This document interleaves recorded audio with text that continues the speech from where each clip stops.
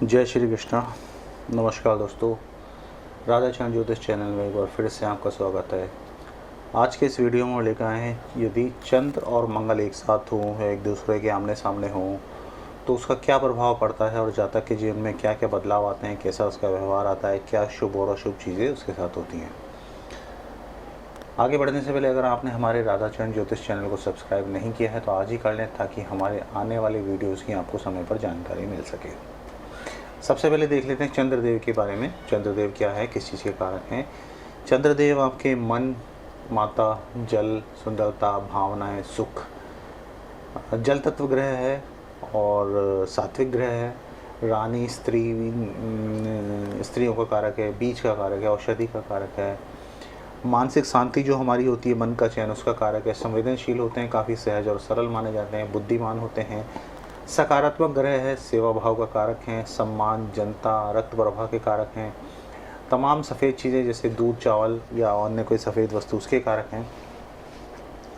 इसके साथ साथ हमारे बचपन के, युवतियों के, सुंदरता के, स्त्री सुख के, पेट के, बाईं आँख के, यूटेरस, ब्लैडर, अंडाशय, इन सब चीज़ों के कारक भी चंद्रदेव को माना जाता है। सभी तरह के मीठे पदार्थ आ गए, मोती आ गया, चांदी आ गया। अभी अगर चंद्रमा आपकी कुंडली में सही है तो इन सब चीज़ों के लिए आपको बहुत अच्छा रिजल्ट मिलेगा। लेकिन यही चंद्रमा आपकी कुंडली में अशुभ है, ख़राब है, तो क्या क्या नुकसान होता है वो देख लेते हैं। सबसे पहली बात तो इंसान दुखी रहेगा, मन अशांत रहेगा, माँ को कष्ट होगा, गरीबी में जीवन बीतेगा, मान सम्मान की हानि होती है, राज्य से कष्ट मिलता है, जनता से परेशानी आती है। अगर चंद्रमा अधिक पीड़ित है शनि से, राहु से, तो हिस्टीरिया हो जाता है, डर लगा रहता है, अनजाना, नींद नहीं आती, मनोबल कमज़ोर हो जाता है, स्मरण शक्ति कमज़ोर होती है, याददाश्त कमज़ोर हो जाती है। स्त्रियों में स्त्री रोग लग जाता है, जलोदर लग जाता है, नज़र दोष लग जाता है। ये सब तमाम तरह की परेशानियाँ, माता कष्ट पाएगी, मन हमेशा ख़राब रहेगा, डिप्रेशन में रहता है इंसान जिसका चंद्रमा ख़राब हो। चंद्रमा अच्छा है तो इंसान हमेशा हंसता बोलता खुश मिजाज रहता है। अब देख लेते हैं नेक्स्ट कि मंगल देव किस चीज़ के कारक है। सबसे बड़े मंगल देव हैं भाई, भूमि, आत्मविश्वास, अहंकार, अग्नि तत्व और क्रोधी स्वभाव, इस चीज़ के कारक माने जाते हैं। जीवन में गतिशीलता इन्हीं से, जीवन शक्ति इन्हीं से, ऊर्जा के कारक हैं, शक्ति के कारक हैं, ज़िद्दी हैं, आक्रामक हैं, प्रचंड हैं, साहस के कारक हैं और सेना नायक माने जाते हैं। पराक्रम, शौर्य, ताकत, उतावलापन बहुत होता है, सेनापति होते हैं, युद्ध के देवता माने गए हैं, क्रूर दृष्टि है, नेतृत्व की क्षमता है इनके अंदर, पित्त प्रधान है और मज्जा पर इनका अधिकार माना गया है। तेज़ी से कार्य करते हैं लेकिन सुंदरता का थोड़ा सा अभाव है। अब ये अगर मंगल देव शुभ है तो आपको तमाम इन चीज़ों का सुख मिलेगा, तमाम ये चीज़ें आपकी ज़िंदगी में अच्छी रहेंगी। लेकिन यही मंगल देव अगर अशुभ हो जाएँ तो क्या क्या नुकसान होता है, क्या क्या देखना पड़ता है। सबसे पहले ऐसे लोग क्रोधी हो जाएंगे, मिजाज गर्म रहेगा, अगर ज़्यादा ख़राब है तो हाई बीपी हो सकता है, हाइपरटेंशन हो सकता है। आयु का दोष लगाते हैं, रोग का खतरा बना रहता है, दुर्घटना का खतरा बना रहता है, चोट नुकसान पहुंचने का खतरा बना रहता है। अब बोलने में थोड़े कर्कश हो जाते हैं, कठोर हो जाते हैं। और मंगल खराब है तो परिवार से नहीं बनती, पड़ोसियों से नहीं बनती, छोटे भाइयों से नहीं बनती, दोस्तों से नहीं बनती, मतलब कुछ ना कुछ टर्म्स खराब रहते हैं। अगर मांगलिक दोष के साथ मंगल है अशुभ तो घर में तनाव बना रहेगा, पति पत्नी में कलह कलेश बना रहेगा, झगड़ा मारपीट लगा ही रहेगा, कुछ ना कुछ घर में तनाव के कारण बन जाते हैं, खुराफात करते हैं, कुतर्क देने में आगे रहते हैं हमेशा। ऐसे इंसान को गाय बगाए कर्ज भी लेना पड़ता है। छठे भाव में अगर मंगल ख़राब कर रहा है या अगर मंगल बुध को ख़राब कर रहा है तो बहन बेटी बुआ को बहुत कष्ट होगा। छठे भाव में नौकरी में परेशानी होगी, 12वें भाव में तो इंसान जाने जाने अपने ताकत खर्च रहता है, जबरदस्ती के बिना मतलब की लड़ाई झगड़ों में पड़े रह गए। वैवाहिक संबंधों में अगर मंगल का कहीं संबंध बन रहा है तो गुस्सा, कलेश और तनाव, ये तमाम चीज़ें मंगल की वजह से बनी रहेंगी। अब अगर आपकी कुंडली में चंद्र मंगल का योग है तो किस किस तरह से देखा जाता है। सबसे पहली बात ये समझिए कि चंद्र मंगल का मित्र है, शीतल है, जल तत्व है, सत्वगुणी है। तो चंद्र मंगल के साथ जब भी रहेगा तो उसकी शुभता में वृद्धि करेगा, उसकी नकारात्मकता को थोड़ी सी शांत करेगा। अगर शुभ भाव में बहुत अच्छा योग माना जाता है, महालक्ष्मी योग है, धन संपत्ति, यश, प्रतिष्ठा, सुख, वैभव, समृद्धि, सब चीज़ों का कारक हो जाते हैं चंद्र मंगल की युति।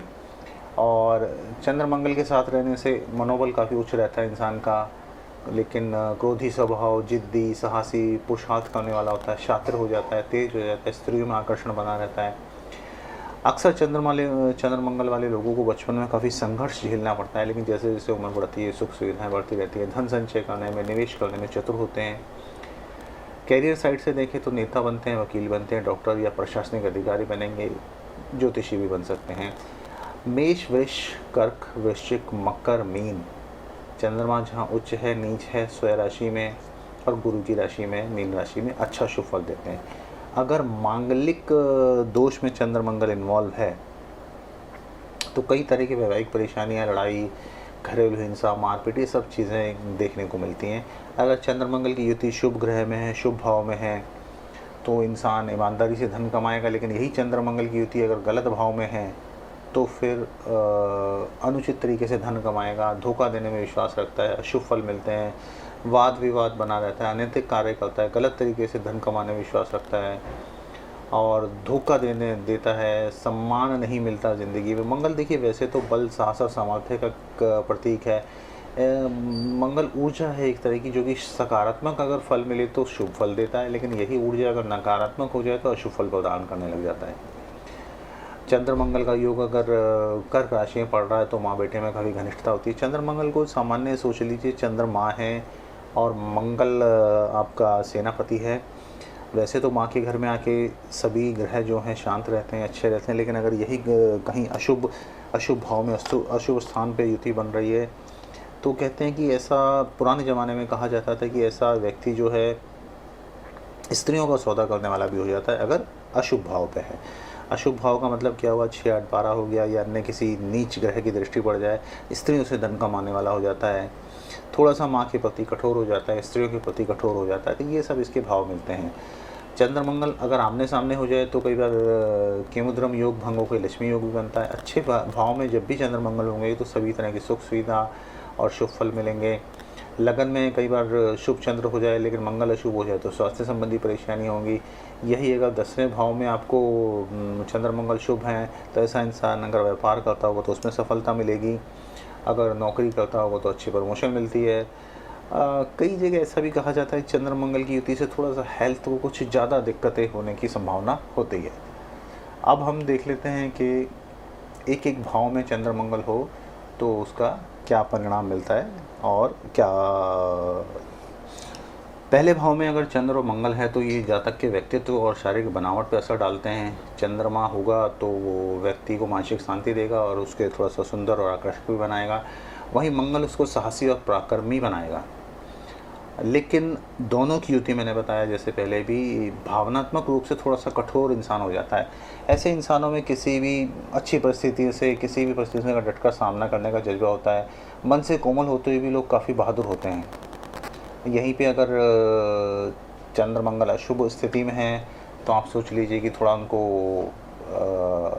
स्वास्थ्य संबंधी परेशानी रहेगी। कुंडली के दूसरे भाव में अगर चंद्रमंगल की युति हो तो ये दूसरा भाव धन और संपत्ति को दर्शाता है।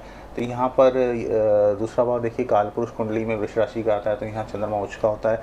तो ऐसे इंसान को संभावना होती है कि ये युति से वो धन के मामले में अच्छी स्थिति रहेगी। ऐसा इंसान जहाँ अच्छा धनवान हो सकता है और कैश काफ़ी हो सकता है, परिवार फैमिली अच्छी हो सकती है। इस तरह से सब चीज़ें इनको मिलेंगी, भाग्यशाली होंगे। अगर शुभ योग बन रहा है तो फाइनेंशियल पोजीशन अच्छी होगी, उतार चढ़ाव बना रहेगा लेकिन उसके बावजूद भी ठीक ठाक है। लेकिन यही अगर मंगल अशुभ हो गए या चंद्रमा अशुभ हो गया, किसी ऐसी राशि में बैठ गए तो परिवार वालों और रिश्तेदारों के साथ कुछ ना कुछ अनबन बनी रहती है। तीसरे भाव में चंद्र और मंगल साथ हैं तो ये तीसरा भाव हमारा बुद्धि और पराक्रम को दिखाता है। तो क्या होगा, मंगल ऐसे इंसान को बुद्धिमान और पराक्रमी बनाएगा, याददाश्त बहुत अच्छी होगी, अपनी मेहनत से धन कमाने वाले होंगे, अपनी वाणी से सबको मोहित कर सकेंगे और किसी भी काम करने में पीछे नहीं हटेंगे। लेकिन यही अगर कोई अशुभ राशि मिल गई, नीच राशि मिल गई, खराब राशि मिल गई, अशुभ प्रभाव आ गया, कोई खराब दृष्टि आ गई किसी ग्रह की, तो इनमें आत्मविश्वास और साहस की कमी हो जाती है और गलत बोलने के कारण कई बार ये अपने यार दोस्तों को ही या अपने रिश्तेदारों को ही गलत करवा लेते हैं अपने केस में। यही युति अगर चंद्रमंगल की चौथे भाव में, तो चंद्रमा वहाँ पे स्वय राशि का माना गया कालपुरुष कुंडली में, थोड़ा अच्छा फल करेगा। लेकिन यहाँ मंगल नीच का हो जाता है, तो कुछ ना कुछ कंट्रोवर्सी मिली रहती है, मतलब कुछ मिला जुला फल आप मान सकते हैं। लेकिन फिर भी ओवरऑल ये लोग कुल मिला के सफल ही कहलाते हैं, अगर कोई अशुभ प्रभाव ना हो।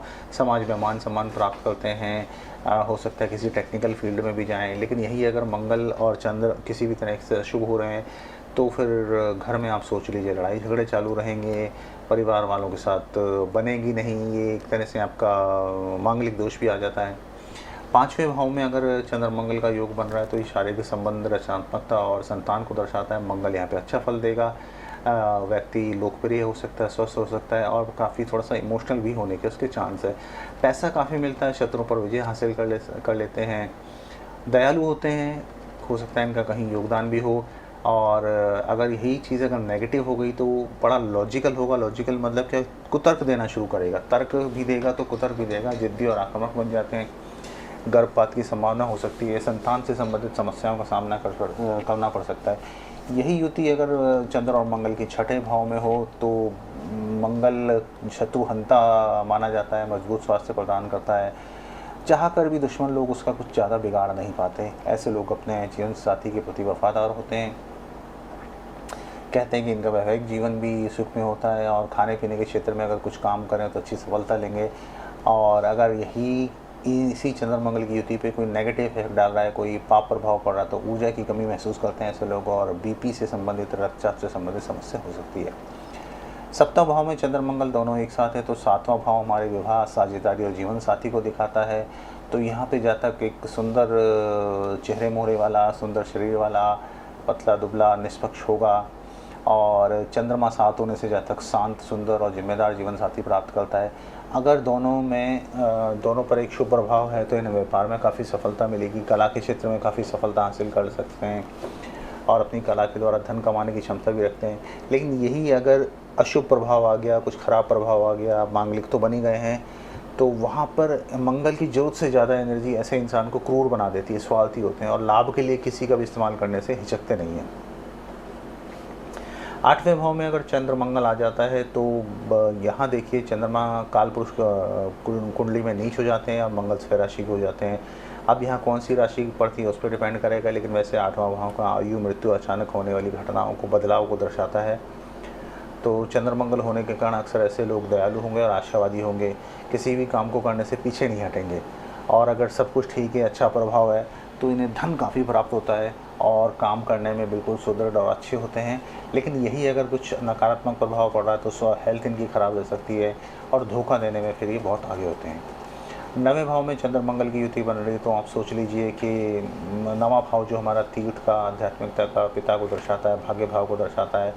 तो ऐसे लोगों का चंद्रमा होने से मन का झुकाव जो थोड़ा अध्यात्म की तरफ होता है, धार्मिक होते हैं, प्रसिद्ध होते हैं, ज्ञान प्राप्त करते हैं, सरकार से इन्हें सहयोग मिलता है, धन संपत्ति और समाज में मान सम्मान प्राप्त करते हैं।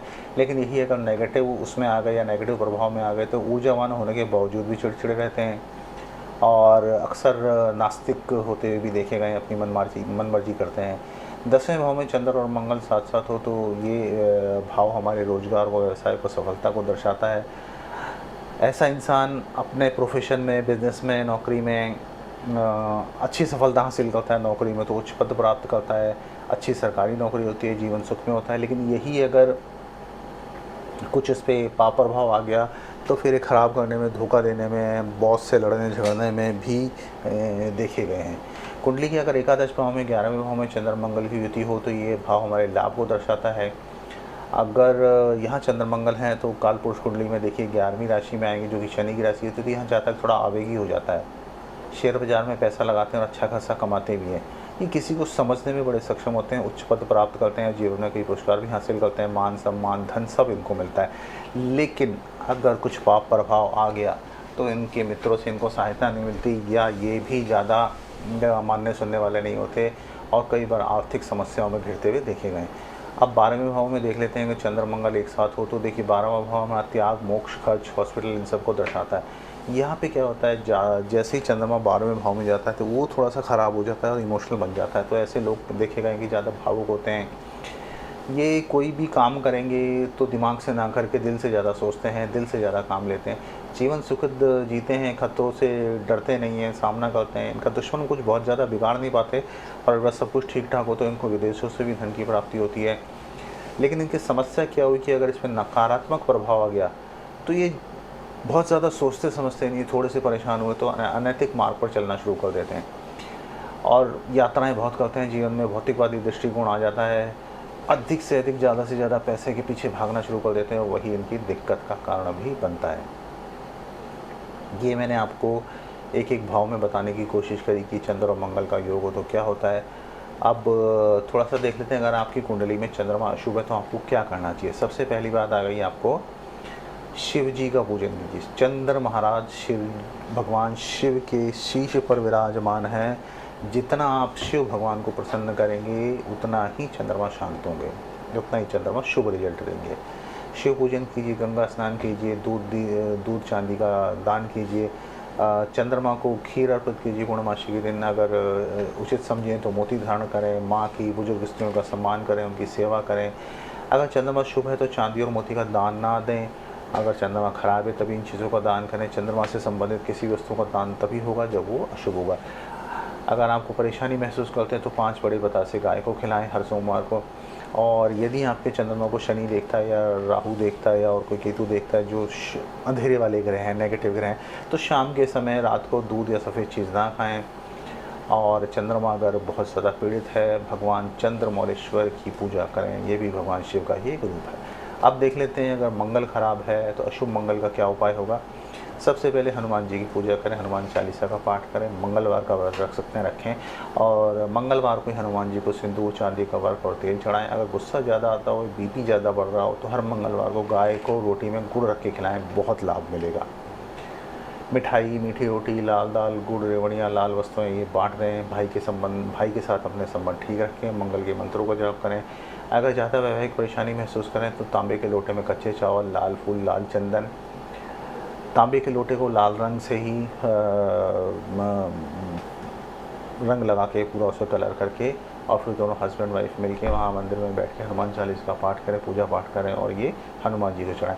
ध्यान रखिएगा, अगर आप अष्टमंगली हैं तो अपने घर में भट्टी नहीं खोदें, नहीं तो वंश खत्म होने की संभावना रहती है।